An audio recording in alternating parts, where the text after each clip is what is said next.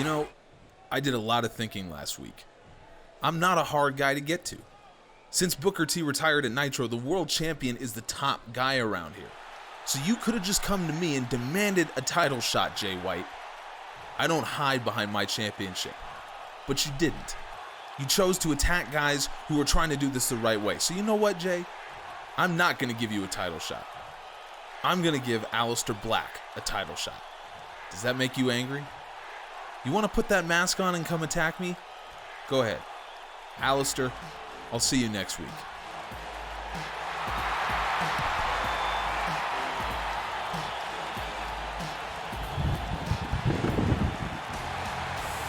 Well, I guess we have a World Championship title match next week on Wednesday Night Storm. And we are getting ever closer to Bash at the Beach. After this week, there are just 4 shows remaining. So, will Black be the challenger for the world title at Bash at the Beach? I don't know. But we also have some breaking news regarding the other world championship in general admission wrestling. Asuka has been dealing with Charlotte Flair for over 2 months now. And of course, episode 6, just a couple weeks ago, it was Bianca Belair who involved herself in a match between Asuka and Charlotte, costing Asuka the match. And so Asuka, being the champion that she is, has announced that she will fight Charlotte Flair and Bianca Belair in a handicap match in the main event tonight, which is absolutely unreal to think about. The champion acting like a proper champion. So we have that to look forward to. But for right now, we've got a fantastic tag match to open Wednesday Night Storm. This tag match stems from an incident in episode 4, if you can remember, all the way back a month ago. It was in the Tag Team Championship tournament where the Lucha Brothers faced off against War Machine. And just 3 minutes into that match, Hanson went for a dive, missed, got pinned, and had his hand on the rope, and the referee completely missed it. So the Lucha Brothers went on to the finals. Of course, last week we saw them lose to the now tag team champions Usos. And War Machine finally is going to get their revenge. They said they would not have any match until they could get their revenge against the Lucha Brothers for that error in that match. And now they are finally going to get it a month later. And Hanson starting off fast here, as we would expect. The fans, again, really letting the Lucha Brothers hear it. We heard it last week against the Usos. The Lucha Brothers are not a popular team here in GAW.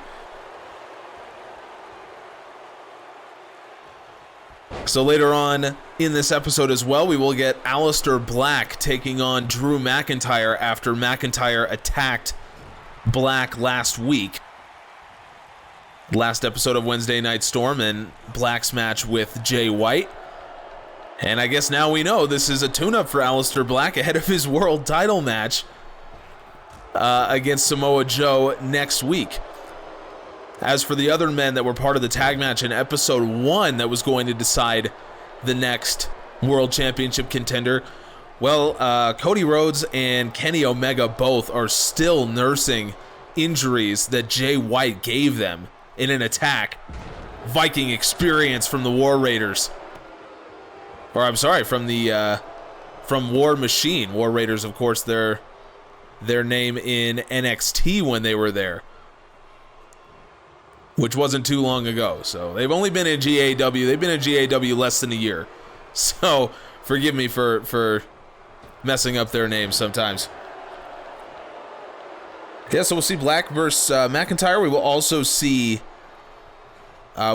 see Intercontinental Champion Kofi Kingston in action against Jey Uso.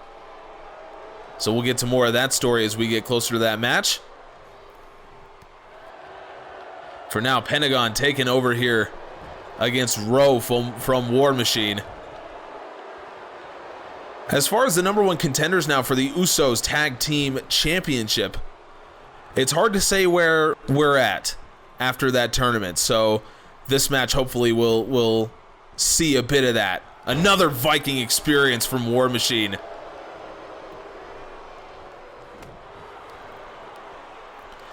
Hopefully we'll learn a bit about who the next challengers for those tag titles can be. Right now, in terms of record, the Lucha Brothers, of course, are 2-1.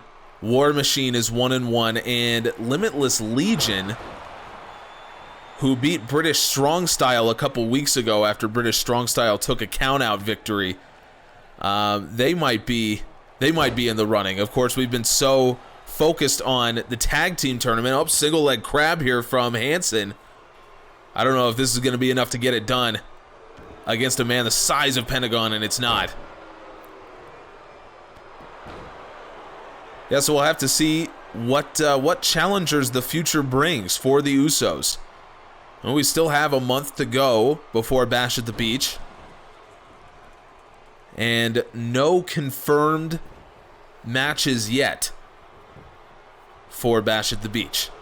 So there's a lot to still iron out, and Rowe took down the referee trying to break up that pin and then avoided the strike from Pentagon, and now a spine buster to Rey Fenix. Pentagon running power bomb on Hansen.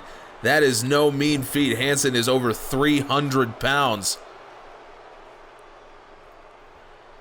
So this would be a big win for the Lucha Brothers to get back on track after a fantastic match with the Usos last episode. Referee makes his way to his feet. Leg drop guillotine from Pentagon. Oh, who needs Rey Fenix if Pentagon is going to be doing this? And now drags Hansen to the ropes, puts his foot on the ropes, and Rowe is there. Could you imagine if War Machine loses again to an illegal pin? And now Pentagon, half Nelson driver. That put away British Strong Style in week 1 in the first round. So episode 2, I should say, first round of the tag team title tournament. Now Hansen forced to roll out of the ring, and Pentagon going up top. Pentagon has been tremendous so far, and Hansen gets out of the way of that diving elbow, but immediately eats the jawbreaker.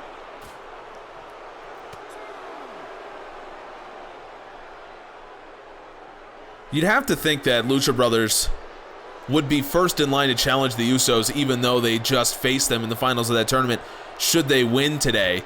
Just based on record, 3-1 would be the second best record of any tag team right now.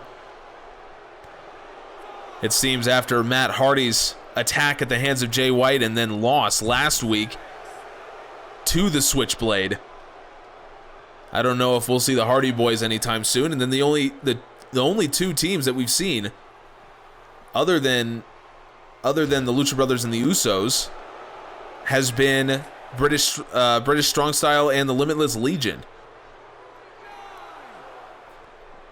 Pentagon sends Hansen back into the ring, and Hansen able to crawl over and tag in Rowe, and Rowe can't get anything done, and he's sent over the top rope now by Pentagon. Wow, Pentagon. He was forced to watch most of the match against the Usos, as the Usos prevented any tag in from Rey Fenix. So now Pentagon getting his in this match, and now he's taking the worst of the punishment from Rowe.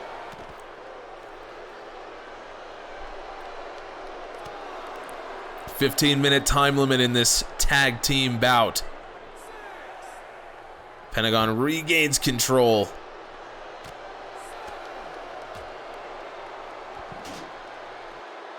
Yeah, I think the tag team scene is probably the one that we know least about right now in terms of who could be next to challenge for the championships. I mean, you look at the Intercontinental Championship scene, we'll see maybe a member of the Usos challenge for that. I mean, we'll see Kofi Kingston in action against Jey Uso, who had a tremendous match against the Lucha Brothers. Of course, the World Championship scene, we know that Aleister Black will take on Samoa Joe next week, and Jay White always lingering there. And then as far as the Women's Championship goes, this seems to be a three-woman picture with Bianca Belair, Charlotte Flair, and champion Asuka. Rowe trying to get Pentagon in the fireman's carry. Pentagon shakes it off, and now a beautiful Hurricane Rana.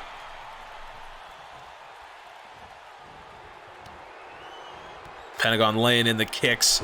We know how dangerous those are. What a match here from Pentagon. This is really, he's been in this match for the majority of the time. At least 6 minutes spent in this match.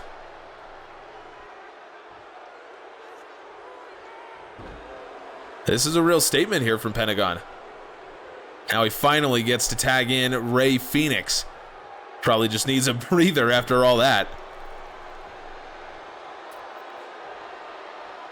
This is an interesting clash of styles here between the high-flying Lucha Brothers and, of course, the brutal strike-based offense of War Machine. Rowe able to fight his way out of that corner. Phoenix may have been trying to set him up for the Blackfire driver.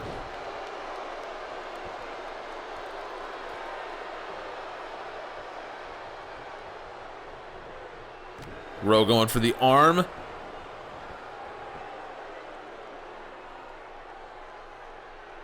Oh, you can see, man. You can see Hansen. Hansen is dead tired right now. Wow. I mean, he was in this match for a while. Deadlift, German from Rowe, and the bridge, and a rope break. Pentagon out, though, immediately. Didn't do much, just slowed down. Just slowed down Rowe a little bit, and now Rowe with Phoenix in the corner.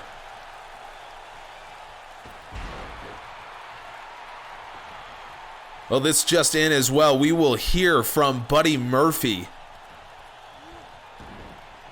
later this episode. Maybe we'll hear his plans following his victory over Ricochet, the Cruiserweight champion. And right now, Hansen going wild. Rey Fenix is out of the ring. It's Hansen and Pentagon and going for that spinning back heel kick. Pentagon evades, but Hansen throws him back into the corner of War Machine anyway. Pentagon trying to fight his way out.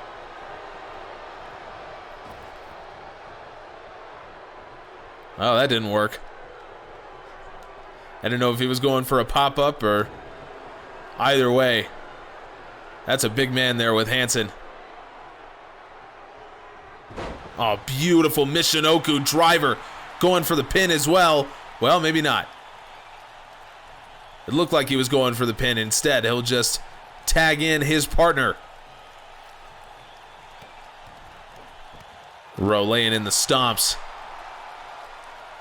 Well, as far as War Machine is concerned, I mean, their first match against Lucha Brothers ended in controversy at the 12-minute mark. They've now made it.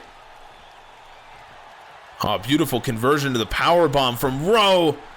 And sends Pentagon outside. That is horrific. They've now made it 11 minutes in this match. So certainly a better showing than their first time. Standing Hurricane Rana from Pentagon, and now Hansen has made his way off of the apron, and he's going to take his turn. Oh, back body drop. I think Pentagon's legs may have caught the apron as well. You can tell War Machine is not messing around in this match. They are pissed. They felt like they should have had an opportunity at the tag team titles. And now Rowe with the knee. A deadly striker is Rowe of War Machine.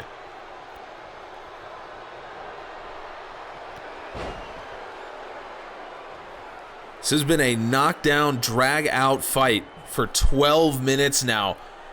And Pentagon setting up the half Nelson driver, doesn't package him into the pin. We've seen him use that more than his classic package pile driver, actually, which is interesting. Now Hansen and Rowe War Machine looks like they're going to set up another Viking experience. That's 3 so far. And Hansen going for the pin. Referee a little slow to get over there, but Rowe in good position to tie up Ray Phoenix. Pentagon still kicks out. Ray Phoenix, though, ate the overhead belly to belly. So now Pentagon in serious trouble. Back heel kick from Hansen. Phoenix nowhere to be found. Referee comes over to make the count. 1, 2, 3. War Machine wins. Wow, that was expert match creation there from War Machine. Switchblade Jay White is in action twice. It's gonna be Blade Runner, and it is! But there's no time for Jay White to celebrate as Aleister Black looking to take revenge against the Switchblade. Oh, he's gone straight for the referee! No, wait a second! Claymore from Drew McIntyre! The ref didn't see it, going for the pin on Aleister Black. 2, 3. Well, a big win for War Machine, and now Aleister Black gets a chance at a big win, a redemptive win for himself, taking on Drew McIntyre. Let's take you back to last episode, where Aleister Black got his hands on Jay White, the man who had attacked him all the way back in episode 2 and prevented him from fighting for World Championship contention. And Jay White attacks the referee, sends Aleister Black out of the ring, and Aleister Black, on his way back in, is met with a massive Claymore from Drew McIntyre. So Aleister Black will get a chance to take revenge against the Scottish psychopath. And Drew McIntyre, we have not seen him in singles action since he beat Jon Moxley. Moxley, if you remember, attacked him in episode 1 after that 8-man tag match because Drew McIntyre refused to tag in his teammates and ended up eating a black mass from Aleister Black. And Moxley was none too happy about that. But we haven't seen Drew McIntyre in singles action in over a month. And no Jay White by his side, which is interesting. So you wonder what his motivation may have been for attacking Aleister Black last week. I think we will only find out with time. And this is one of the most enticing matchups that you can see. Drew McIntyre against Aleister Black is coming up next. 10-minute time limit here for this grudge match between McIntyre and Black. This is the second week in a row now that Aleister Black will have the opportunity to take revenge against someone who attacked him. And he, well, didn't quite get closure on that Jay White situation because of Drew McIntyre. So maybe Black can find some solace here. Black, the most dangerous, disciplined striker in GAW, with a brilliant martial arts background. But there's no making up for power, and Drew McIntyre has that in spades. So we can confirm coming up next, we will hear from Buddy Murphy and Ricky Steamboat following Murphy's win over the Cruiserweight champion Ricochet last episode. Murphy pretty much in the driver's seat now in the Cruiserweight division after a win over the champ. And then following that, the Intercontinental Champion Kofi Kingston in action against newly minted Tag Team Champion Jey Uso, who had a terrific match last week against the Lucha Brothers. And then, of course, in our main event, the Women's Champion Asuka taking on Charlotte Flair and Bianca Belair in handicap action. Which I can't get over. Kitchen sink from Black. I really can't get over how incredible it is that we have a women's champion who is willing to put herself on the line in a handicap match. It's really amazing. Black taking full advantage of his time in the ring against McIntyre. Catches the boot. Aleister Black. It is a joy to watch this man compete. Everything he can do.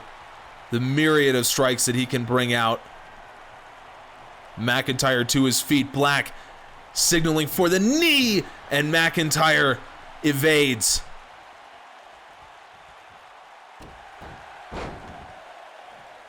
I'm still wondering what McIntyre's motivations would have been. Tries for the Glasgow kiss, and Black reverses it and goes straight into the kitchen sink knee. I'm still wondering what McIntyre may have been thinking by attacking Black. Jay White's not out here with him, so there's no indication that McIntyre has aligned himself with White, and we haven't heard from him. He hasn't said anything, so we just don't know what his thought process was. It doesn't seem like we're gonna find out anytime soon. Black with the double knee, with the double stomp, I should say. And off of that, going for the pin on McIntyre, who kicks out.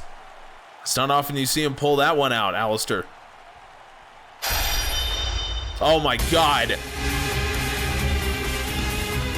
Well, I said that McIntyre hadn't aligned himself with Jay White, but maybe I spoke too soon. White is in the ring. White in the ring. Blade Runner to Black. Jay White hits the Blade Runner on Aleister Black. The referee sends White out of the ring. McIntyre goes for the pin, and that's it. Drew McIntyre has beaten Aleister Black. Drew McIntyre and Jay White. I think that's all the confirmation I need. White hits the Blade Runner. The referee didn't see it. And we know how devastating the Blade Runner is. Even though the referee took a couple extra seconds to send White away, it didn't matter. McIntyre picks up the 3 count on the back of the Blade Runner. McIntyre has beaten Black. Jay White and McIntyre have teamed up, I think it's safe to say. And from that, we will go to another one of the more dominant teams we've seen in the last couple months. We are going to hear from Buddy Murphy and Ricky Steamboat. First time speaking in 2 months. Feels good. And I know everyone is asking, why'd you team up with Ricky Steamboat? Simple. So I can be in this exact position. Ricochet, you know I'm owed a title shot by now. I'm 3-0, and I've beaten you. But that means I have the power, because you know you owe me a match. So I'm going to Bash at the Beach to fight for the Cruiserweight title. But before you get there, you're going to have to put your title on the line twice. I don't care who it's against. I don't care when. But you're putting the Cruiserweight title on the line before Bash at the Beach. Get ready. There is a storm coming at Bash at the Beach. We're coming.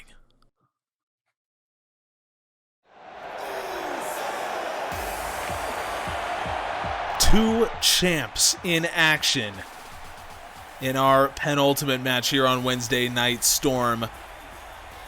Earlier tonight, we maybe got a little bit better of an idea of who might be challenging these men for the GAW World Tag Team Champions at Bash at the Beach. But for now, Jey Uso is in singles action. So let's take you back last episode to the Usos winning the GAW Tag Team Championships in a hellacious war with the Lucha Brothers. They finally pick up the victory, become GAW Tag Team Champions for the first time. And then not even an hour later, once everyone had cleared the arena, the Usos were back training, which unbelievable work ethic from these two men. And when Jay and Jimmy Uso said that they would take over GAW, not just the tag team division, this is what they meant. And they're going to start here with the fan favorite champion, Kofi Kingston. The Intercontinental Champion defeated Adam Cole a month ago. And just like most Intercontinental Champions, he has had a crazy run with this belt. I mean, Intercontinental Champions are expected to fight often, put their title on the line often, and Kofi Kingston has certainly done that. So now he will get a chance to answer the challenge from the Usos. It's Jay tonight, and we can tell you that next week, Jimmy Uso is going to be in action. He will be taking on Walter, who, if you remember a couple weeks ago, he attacked during Walter's match with Adam Cole. And Jimmy and Walter actually tweeted just yesterday saying, quote, "I wanted you at your best, Jimmy Uso, but I did not forget what you did. You should have tried harder. We'll have a match next week." So, 10-minute time limit in this one. Champ Kofi Kingston against Champ Jay Uso. Not very often that we could see two champions, and it's not very often that tag team champions go on singles runs, but both of the Usos are going to have singles matches. Well, now Jimmy on the apron in his normal tag position. This is what they can do. Jay Uso, an homage to his father with the Samoan death drop. I believe that was called the Rikishi driver, I think. Forgive me, my memory's a little off. So the Usos are fan favorites, of course, but not quite like Kofi Kingston. I think the fans are going to be behind Kofi in this one. Jay Uso off the jumping headbutt. Kofi kicks out. Yeah, Kofi has fought more than anybody since our records were reset after Nitro 9. Kofi, I believe this is his 5th match since then. More than anybody else. Jay Uso looking great here, setting up another Samoan death drop. Nobody can do it quite like the Usos' father. But Jay going for the pin off of that, and Kofi once again kicks out at 1. First 2 minutes here has been mostly Jay Uso. Stick around for our main event. Pop-up Samoan drop from Jay Uso. That did the job against Rey Fenix, and now Uso pulls the leg back into a tequila sunrise. Look at him crank back on that. You can just see it's stressing your muscles, and the gravity pulls your other leg down and just absolutely stretches your back and knee. Uso releases it because that is a prelude to a super kick on Kingston. My God, Jay Uso. This man has been an animal lately. 2 to pin the Intercontinental Champion. No. Kingston somehow kicks out. Jay Uso has been an absolute animal lately. He had an incredible match against the Lucha Brothers.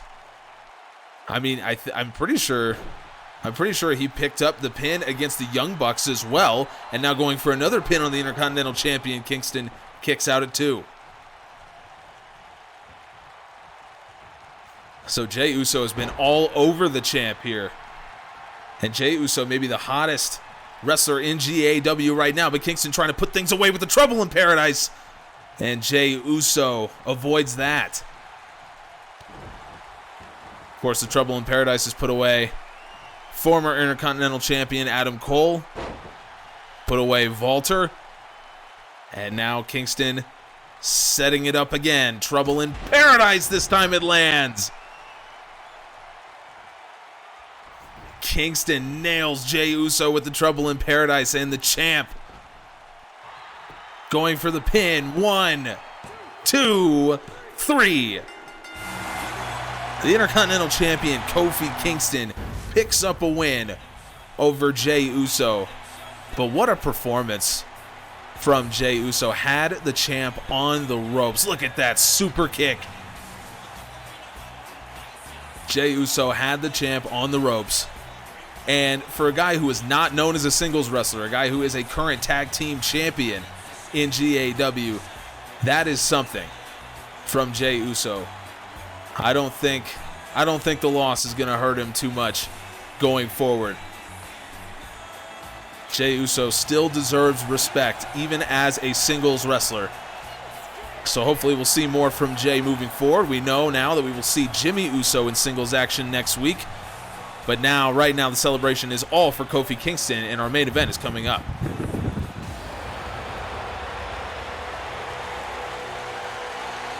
Here comes the champion. Entering first is Asuka in this handicap match. And you want to talk about the fearlessness of the champ, the confidence of the champ, to call both of these women out to the ring at the same time. I mean, it's really unbelievable. There's not enough you can say about Asuka. She has now officially held the GAW Women's Champion for over a year. She is just the third woman to do that in the history of GAW. Only Chyna and Lita have held the championship for as long as Asuka has. She is going to face one of her greatest tests in the main event tonight. Entering first is the Queen. She has yet to hold gold in GAW. And she's made it clear that that is her intention. She has been a thorn in the side of Asuka for 2 months.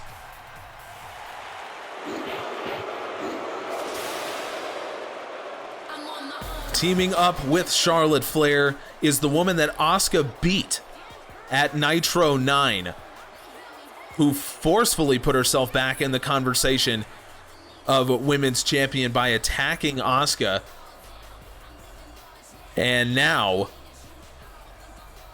we will get to see if Belair really does belong in the upper echelons of the GAW women's division. It's the main event of Wednesday Night Storm coming up next. No time limit on this handicap match. Asuka going straight for the Queen, Charlotte Flair. And Charlotte has been very vocal about her desire to finally win gold in GAW. Of course, she comes from one of the greatest champions in the history of the sport of wrestling. But Asuka taking it to her early. As a champion, Asuka, I mean, is there anything that Asuka cannot do and do well? Between the strikes, between the dangerous Asuka lock submission, which put Bianca Belair away in about 15 seconds at Nitro 9.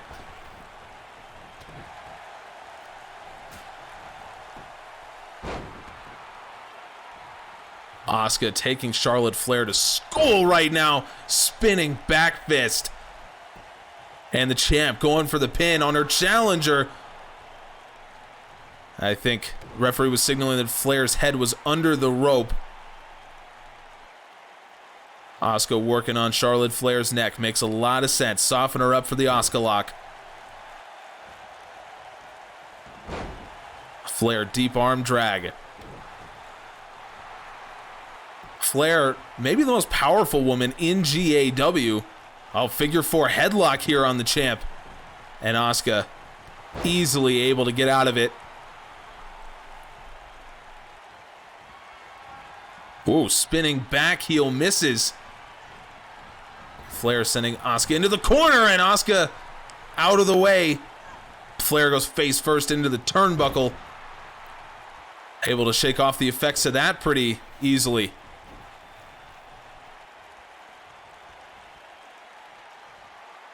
Flair, I think, was starting to target the legs, and that makes a lot of sense. Of course, Flair bringing the dangerous figure 8 to the table. And now Flair is going to be on the wrong end of the Empress combination. Belair getting in the ring, trying to distract the referee. The referee's still able to go make the count. Flair kicks out very early in the match for the Empress combination to put her away. As dangerous as it is. And that's what Asuka does. That's what the champ has made a living out of since she took this belt over a year ago. Flair able to get out of that one. Flair with the kick. She now is going for her devastating, what is usually a finishing maneuver to any match. The natural selection. It's put Asuka away before 2, and the champ kicks out at 2.5. Flair still, though, that classic Flair swagger, and again puts Asuka in that figure 4 headlock. Asuka able to get out of it once again. Yet to see Belair in this match. Flair maybe feels like she can do this herself.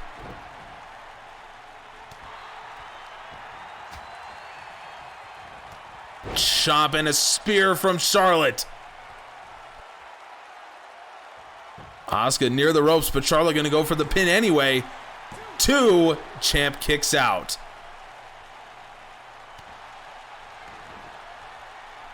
Oh, you wonder if fatigue may be starting to play a factor here. Charlotte knows she has somewhere to tag. Asuka does not. Doesn't matter. Champ now locking in the heel hook. Got the ankle lock. And Flair able to get out of it. I think that was just maybe to buy Asuka a little bit of time. A little bit of time to catch her breath. And now Bianca Belair finally tags into the match.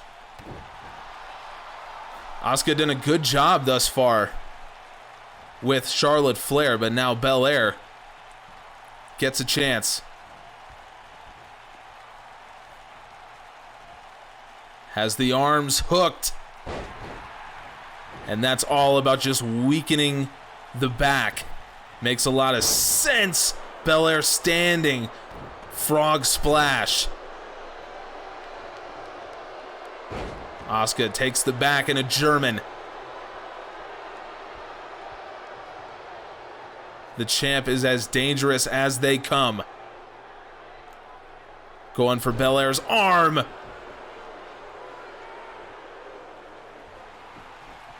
And now Asuka setting Belair up. Flair is still on the apron.